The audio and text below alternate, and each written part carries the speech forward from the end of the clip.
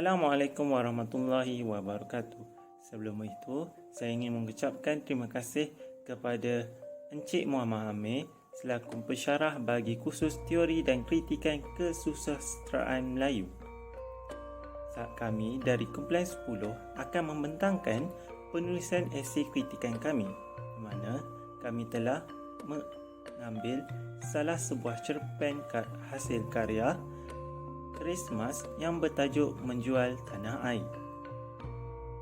Sebelum itu, marilah saya memperkenalkan ahli kumpulan saya, di mana ahli kumpulan saya terdiri daripada 4 orang, iaitu Nurul Atikah binti Harun, Saraswati anak perempuan Sagar, Muhammad Faris Hakimi bin Zabudin, iaitu diri saya sendiri, dan Nur Syafiqah binti Tuah. Sebelum itu, mari kita lihat isi kandungan bagi pembentangan kumpulan kami, di mana yang pertama, kami akan menceritakan mengenai pengenalan, yang kedua, sinopsis dan latar belakang, yang ketiga, penggunaan teori, yang keempat, kesesuaian karya pada masa kini dan pendirian, dan akhir sekali, rumusan. Dan saya serahkan kepada rakan saya Sarah untuk menyambung pembentangan kami pada hari ini. Salam sejahtera dan salam satu Malaysia. Saya, Saraswati anak perempuan Sagar, akan membentangkan tentang pengenalan, latar belakang penulis dan sinopsis bagi tugasan kami. Baiklah, kritikan sastra merakumi aktiviti melakukan penilaian, penafsiran dan ulasan serta menganalisis terhadap sesebuah teks sastra dan kesusasteraan.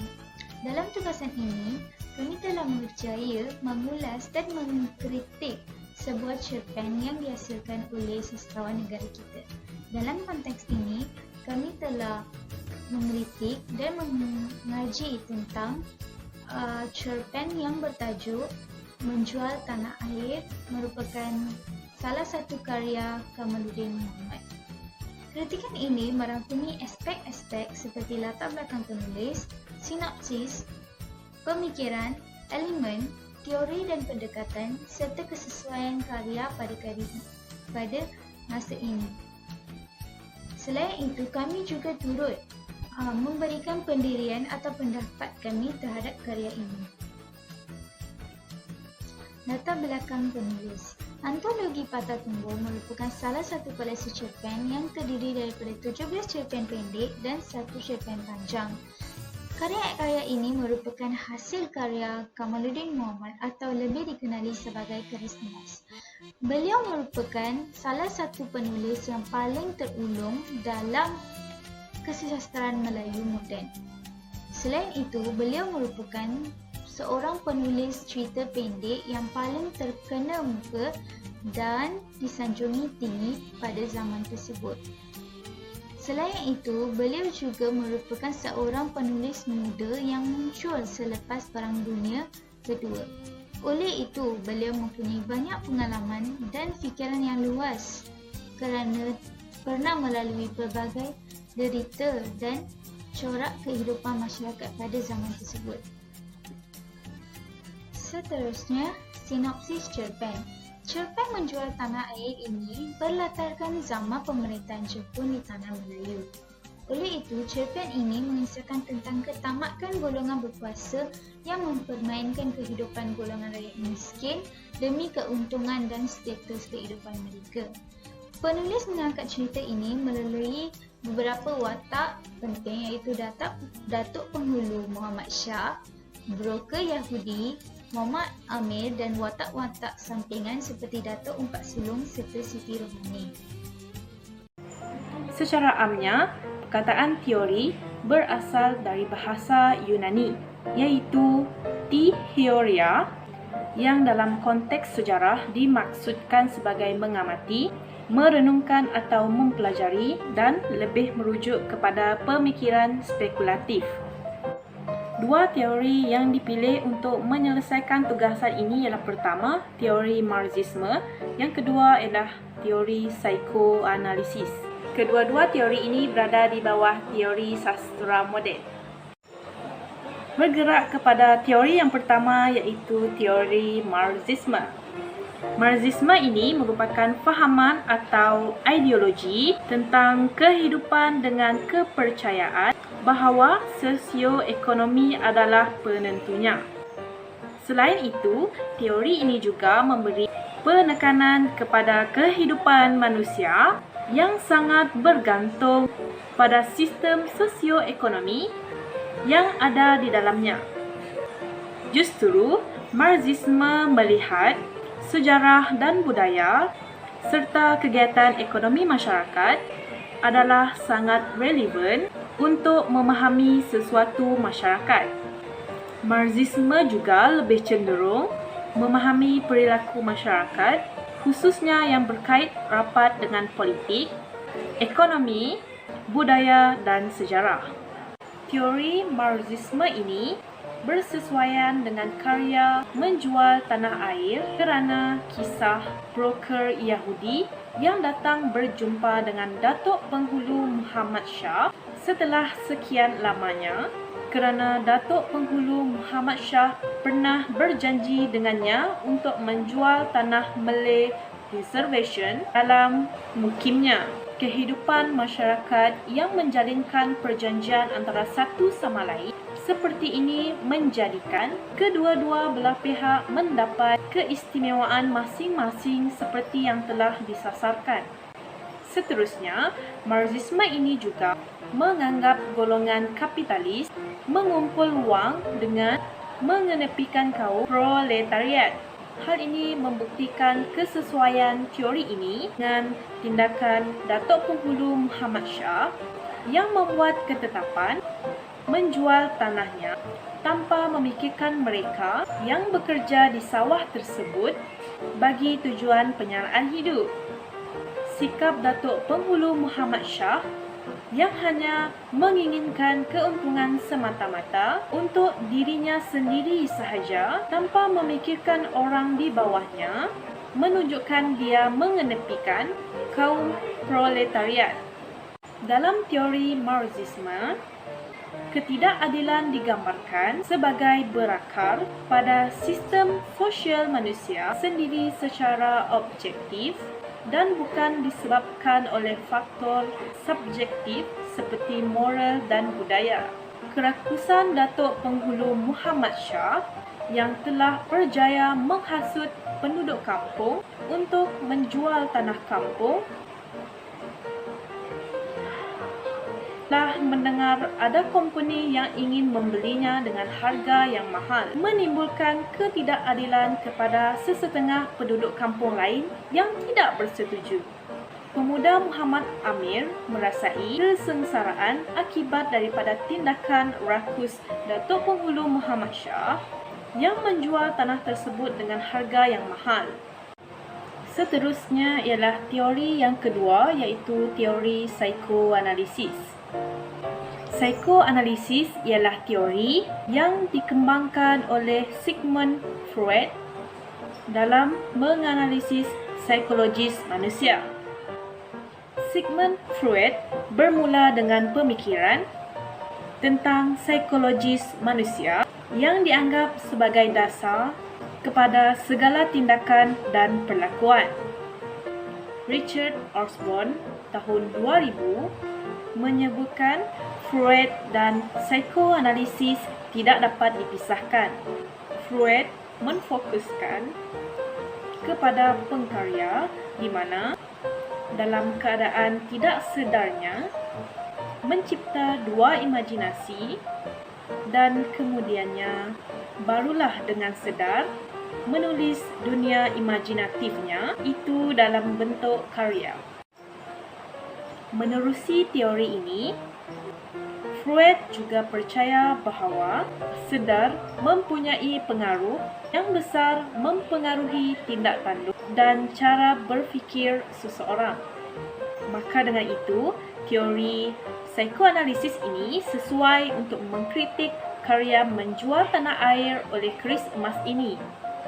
Kemampuan penulis iaitu Keris Emas mengaitkan psikologi watak Datuk Penghulu Muhammad Shah yang gilakan kekayaan dan harta benda tanpa memikirkan penindasan yang akan berlaku pada orang lain di sekelilingnya.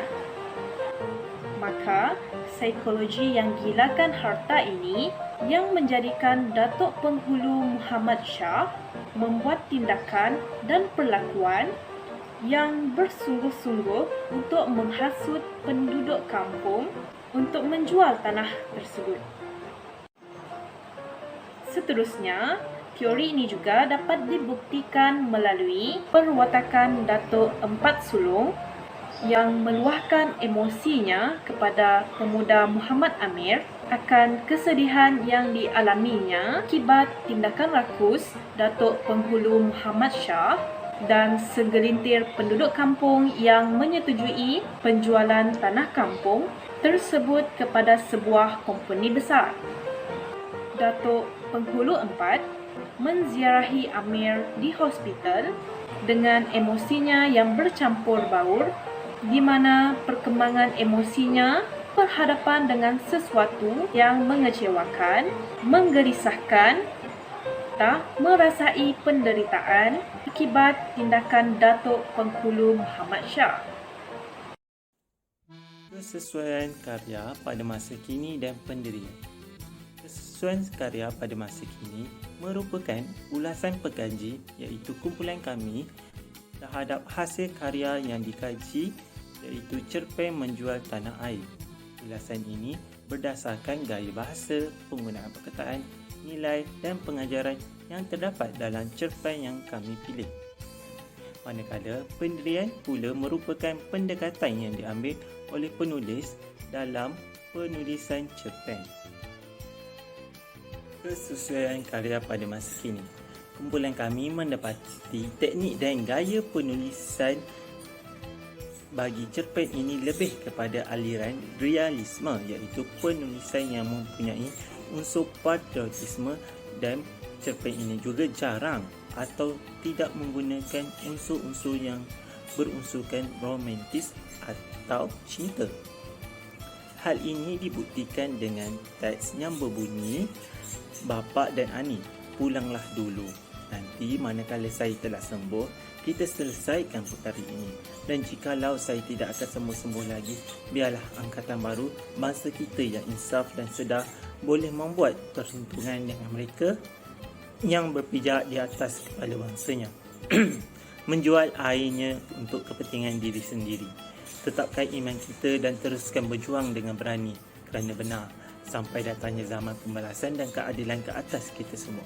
Di mana teks ini menjelaskan lagi penggunaan teknik tulisan yang digunakan oleh penulis untuk memberikan semangat mempertahankan tanah air, dan penulis juga ingin menyemaikan perasaan semangat patriotisme dalam diri anak muda supaya mereka dapat menyambung perjuangan dan mempertahankan perkara yang telah diusahakan orang-orang terdahulu. Walau bagaimanapun, Christmas tetap juga menggunakan sedikit unsur-unsur romantis atau cinta dalam penulisannya. Sebagai contoh, dalam teks yang berbunyi, "Dua pandangan sayu bertemu dan dua hati muda remaja bergoncang dalam pertemuan mata di tengah-tengah suasana kesedihan itu." Di mana teks ini menyatakan kasih seorang perempuan iaitu Rohani yang bersedih akan kehilangan kekasihnya iaitu Muhammad Amir buat selama-lamanya kerana pengorbanan Amir menyelamatkan penduduk kampung yang tidak sempat menyelamatkan diri daripada banjir besar yang melanda kampung mereka.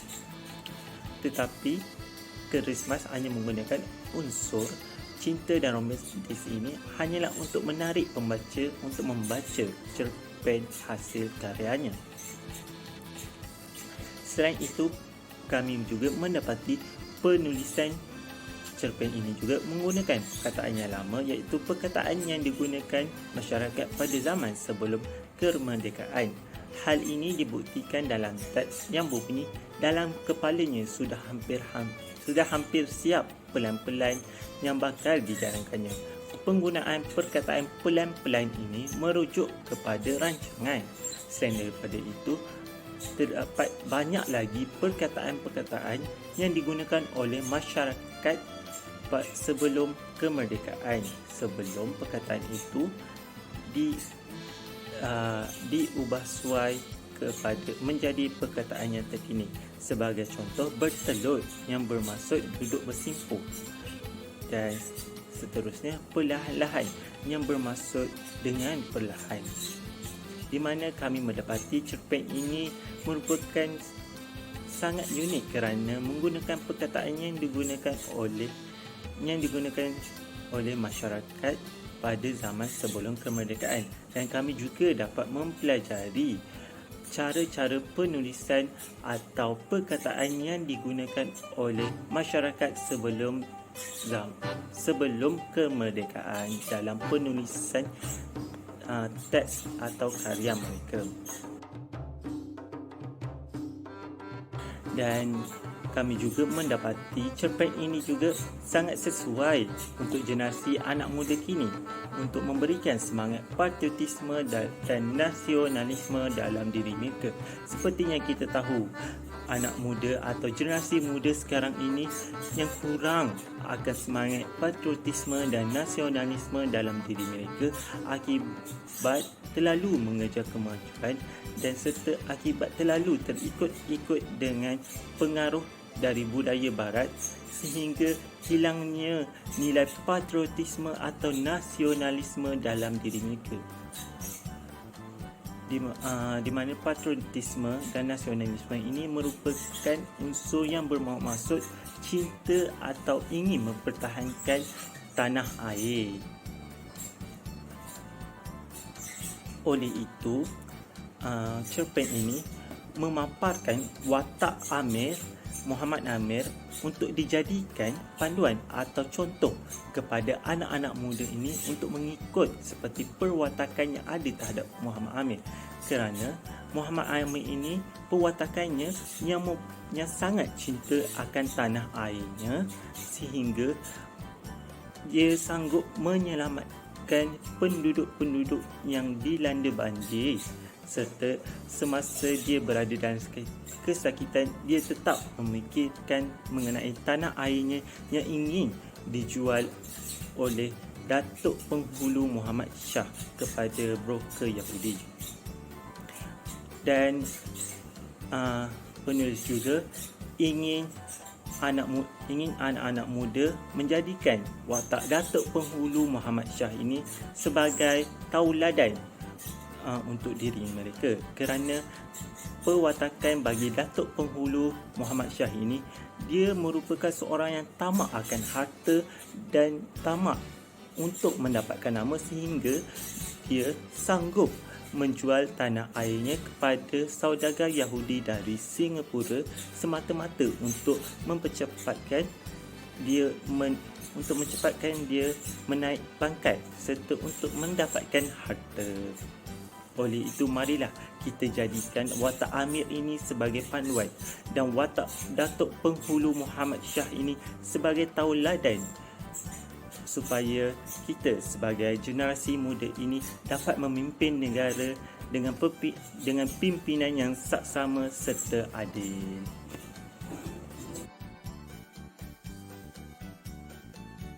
Okey, seterusnya adalah pendirian. Okey, di mana pendirian atau pendekatan yang diambil oleh penulis dalam penulisan cerpen ini adalah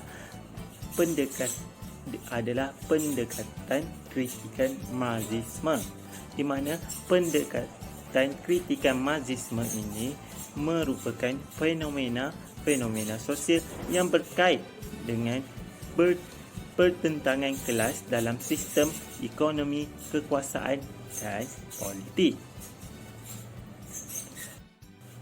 Hal ini kerana Christmas ini di dalam cerpen Menjual Tanah, Christmas beliau ingin memaparkan mengenai perbezaan sosioekonomi, iaitu Christmas ingin menggambarkan seorang pemimpin yang menindas rakyat semata-mata untuk mendapatkan harta, pangkat dan nama. Perkara ini ditunjukkan oleh watak Datuk Penghulu Muhammad Shah yang mana dia bersepakat dengan ketua-ketua kampung serta orang-orang terkemuka di kampung untuk menjual tanah kampung kepada saudagar Yahudi. Hal ini ditunjukkan di dalam teks di sebelah. Dan pendekatan kritikan Marxisme ini ditunjukkan dalam teks yang lain yang berbunyi, kita akan hancur luluh bapa, kata Amir, perlahan-lahan kerana tenaga dan kekuasaan harta benda dan kemegahan menghimpit keras di atas batu kepala kita, bukan sahaja sekarang tetapi bapa tentulah banyak mengetahui sejak zaman-zaman yang telah lalu. Nasib segolongan besar rakyat jelata yang sengsara seperti kita sentiasa menjadi permainan segolongan kecil orang-orang yang berkuasa, yang besar dan yang katanya bertanggungjawab kepada keselamatan semua bangsa Melayu. Di mana teks ini memperlihatkan lagi bahawa Krismas ingin memberi kesedaran kepada penduduk mengenai penindasan yang dilakukan oleh orang atasan atau pemerintah yang telah berlaku sejak sekian lama. Dan Krismas juga ingin memberikan kesedaran kepada masyarakat yang mana pada waktu tersebut berada di bawah pemerintahan penjajah untuk bangkit menentang penjajah, kerana sistem dan corak pemerintahan yang dilakukan oleh penjajah ini hanyalah semata-mata untuk mengaut keuntungan daripada tanah Melayu. Pemerintahan penjajah ini juga tidak mementingkan kepentingan yang diperlukan oleh masyarakat pada zaman sebelum kemerdekaan tersebut. Isu yang diutara Krismas ini juga berulang kembali pada zaman kini, seperti yang kita lihat sekarang, di mana terdapat pemimpin atau ketua-ketua yang tidak memikirkan mengenai kebajikan-kebajikan terhadap rakyat-rakyatnya, sehingga dia sanggup untuk menindas rakyat-rakyatnya semata-mata untuk mendapatkan nama, harta dan kekayaan. Selain daripada pendekatan kritikan Marxisme, Krismas juga mengambil pendekatan sosiologi, di mana pendekatan sosiologi ini merupakan pendekatan yang memberikan penekanan kepada aspek-aspek sosial tentang bagaimana seseorang rakyat atau individu itu seharusnya menjadi anggota masyarakat yang berguna, bertanggungjawab demi kepentingan masyarakat umumnya.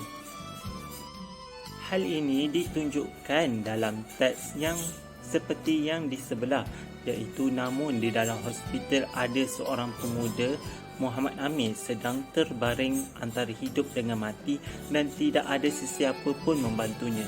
Dan dia seorang miskin dan sengsara, tidak ada kaum keluarga, hidup sebatang kara menumpang mengerjakan sawah-sawah orang lain, termasuk juga sawah Datuk Penghulu. Namun begitu, ada satu kekayaan, iaitu ketinggian budi pekerti dan hati yang berani. Hati orang kampung tertambat kepadanya oleh sebab kekayaannya yang sebuah itu dan banyak belas kasihan dan kasih sayang yang diterimanya daripada mereka itu. Pada aibah itu, dia telah mendapat kemelangan kerana memberikan pertolongan kepada orang-orang tua, kanak-kanak dan orang perempuan yang dalam bahaya. Di mana teks ini dia ingin menggambarkan seorang pemuda yang tidak mempunyai harta atau pangkat tetapi disukai oleh penduduk kampung kerana dia memiliki hati budi pekerti yang baik, di mana Amir ini juga sanggup mengorbankan keselamatannya demi menyelamatkan penduduk yang berada dalam bahaya ketika kampung tersebut mengalami banjir besar. Penulis ingin menunjukkan mengenai tanggungjawab sebagai seorang individu atau rakyat perlulah menolong seseorang yang berada dalam kesusahan. Oleh kerana sifat seseorang itu yang kaya dengan budi pekerti dan suka menolong, maka dia akan mendapat kasih sayang daripada masyarakat. Hal ini kita dapat lihat pada zaman kini, di mana berlakunya banjir besar yang melanda Malaysia baru-baru ini, di mana kesemua rakyat Malaysia datang ke kawasan banjir kawasan yang dilanda banjir tersebut semata-mata untuk membantu masa-masa banjir, di mana terdapat pelbagai bantuan yang diberikan oleh rakyat Malaysia dari segi bantuan secara pertolongan, bantuan dalam bentuk harta benda atau bantuan dalam bentuk wang ringgit untuk diberikan kepada mangsa banjir. Saya, Nur Atika binti Harun, akan membincangkan mengenai rumusan kami. Rumusan yang dapat dibuat daripada cerpen menjual tanah air oleh Kertas Emas ini yang mengisahkan perjuangan yang dilakukan terhadap tanah air mereka sendiri.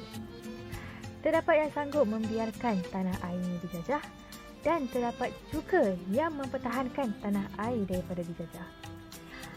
Penulis telah menggunakan teori kesusasteraan yang berasaskan sosial, kemasyarakatan dan budaya, iaitu teori moral, teori sosiologi, teori marxisme, teori kajian budaya dan strukturalisme genetik dalam penulisan cerpen ini. Cerpen ini sesuai untuk masa kini untuk memberikan pembaca suatu input yang baik dan menarik mengenai tanah airnya, serta memberi semangat patriotisme dalam diri pembaca.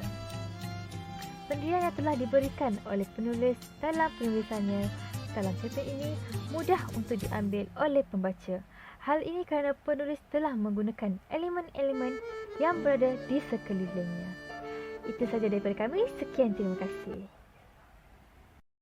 Kami mempunyai 8 bahan yang dijadikan sebagai rujukan untuk melakukan penulisan esei kami ini.